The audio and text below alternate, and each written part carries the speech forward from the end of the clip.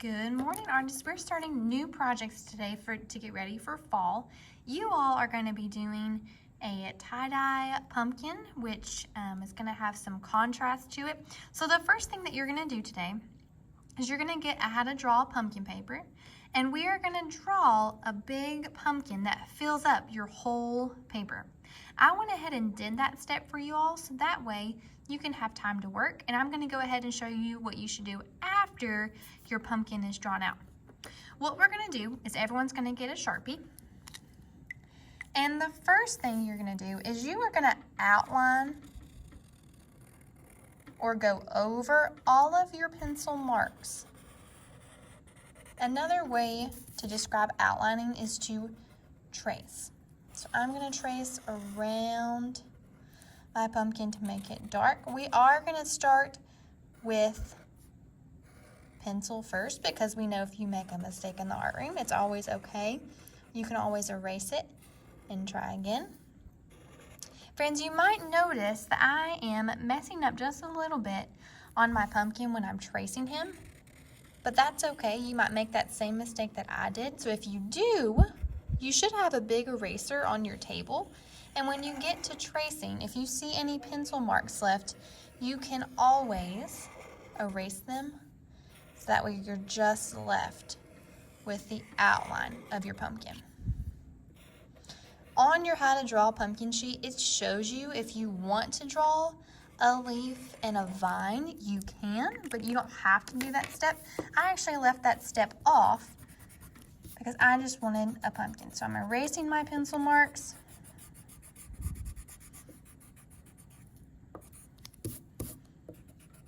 So that way I'm just left with the black outline of my pumpkin. Now friends, what we're gonna work on, your pumpkin is gonna be half black and white, half tie-dye. So what we're gonna do to give it contrast or color difference, we're gonna do each rivet of your pumpkin something different. So what I'm gonna do different lines and designs all over my pumpkin. So I'm staying in this section right here, and I'm gonna do lines across,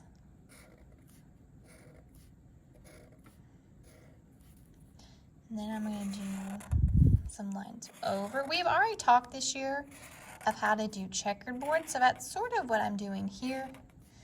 Just give it a design.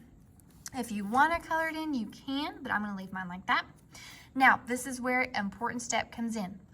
We are not going to do one after the other. We're actually going to skip one and do the next one. So whenever you do this, really stop to think about how we're going to skip each section of your pumpkin. So when we do our tie-dye with our oil pastels next week, it's really going to have a contrast to it and stand out. So for this one, I'm doing some polka dots.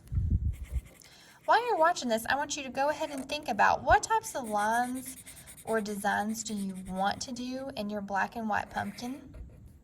You might want to do zigzags, maybe spirals. So just take a second and think about what do you want to do when you start your own pumpkin.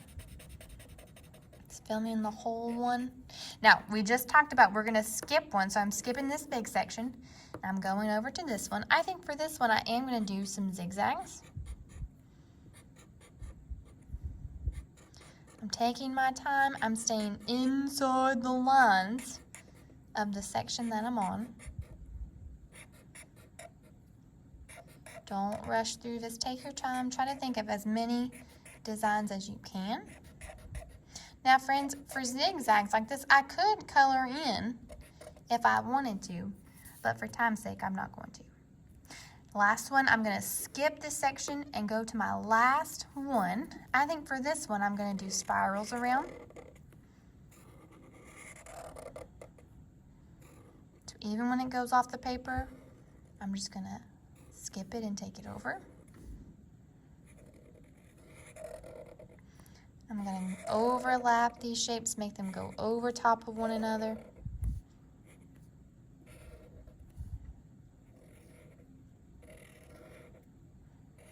taking my time, adding detail to it. Now friends, for your stem, you get to pick if you want it black or white, or if you want to do it with your oil pastel. I think for mine, since this big section here, I'm going to do color in it, I'm going to make this one black and white, so that way it has even more contrast to it. So I think for this one, I'm going to do some squares.